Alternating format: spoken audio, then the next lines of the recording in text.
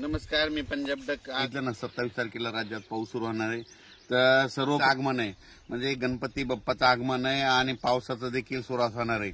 म्हणून शेतकऱ्यांनी हा अंदाज लक्षात घ्यायचा, कारण की राज्यामध्ये 27 पासून ते गणपतीचं आगमन, म्हणजे गणपती बाप्पाचं आगमन पासून ते विसर्जनापर्यंत राज्यात सांगायचं झालं तर पाऊस जास्त कुठं पडणार आहे.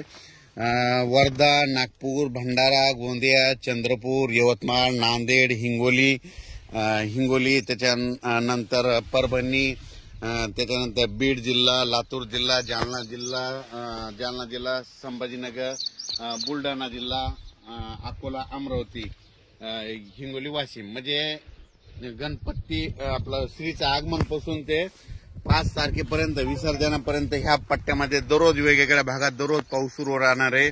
म्हणून हा अंदाज लक्षात घ्यायचा.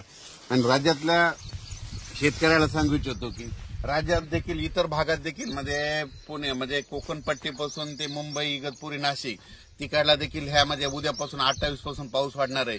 श्रीचं आगमन होणार आहे आणि तिकडला पाऊस वाढणार आहे. सातारा, सांगली, सोलापूर, कोल्हापूर तिकडे देखील काय होणार आहे, श्रीचं आगमन झालं की तिकडे देखील पाऊस वाढणार आहे. म्हणून बीड जिल्ह्यात देखील वाढणार आहे, कडा आष्टीकडे पडणार आहे, अहिल्यानगरकडे देखील पडणार आहे, जळगाव जिल्ह्यात देखील पडणार आहे, धुळे जिल्ह्यात देखील पडणार आहे, नंदुरबार जिल्ह्यात देखील पडणार आहे, नाशिककडे पडणार आहे, इगतपुरीकडे जरा तिकडचा दररोज चालूच राहील. म्हणून हे लक्षात येतं. रोज मराठवाड्यात पूर्व विदर्भ आणि पश्चिम विदर्भ, मराठवाड्यात 7 जिल्हे आणि त्याच्यानंतर 11 जिल्हे, 16-17 जिल्ह्यात मात्र आता हे पाऊस जास्त राहणार आहे. मात्र सर्व दूर राज्यभर नाही राहणार, पण जास्त पाऊस विदर्भाचे 11 जिल्हे आणि मराठवाड्याचे 7-8 जिल्हे आणि त्याच्यानंतर अहिल्यानगर, सोलापूर, धाराशिव ह्या पट्ट्यामध्ये ह्या जरा जास्त पडणार आहे. त्याच्यानंतर काय होणार आहे, हे 5, 11, 13, 14, 15 झाले.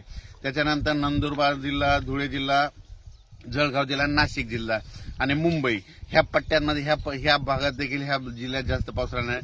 फक्त काय होणार, थोडा पश्चिम महाराष्ट्राकडे थोडा पाऊस कमी राहील. पण तिकडे देखील ना ह्या जवळपास 5 तारखेपर्यंत म्हणजे आपलं श्रीच्या आगमनापासून ते विसर्जनापर्यंत दररोज वेगवेगळ्या भागात पाऊस पडणार आहे. सर्वदूर नसणार, पण दररोज काय होईल, आज समजा तुम्हाला सांगतो, आज नांदेड जिल्ह्यात पाऊस सुरू होईल तर उद्या परभणीकडे येईल, की 13 जालन्याकडे जाईल. म्हणजे दररोज असा वेगवेगळा जिल्हा घेईल, वेगवेगळा तालुका घेईल. पण हा राज्यभर पाऊस काय होणार आहे आता, म्हणजे उद्यापासून सुरू होणार आहे. शेतकऱ्याला फक्त आता 2 दिवस आहे, आज आणि उद्याचा दिवस शेतीचे कामे करण्यासाठी. आज दुपारपर्यंत काय होईल, थोडं सूर्यदर्शन होईल.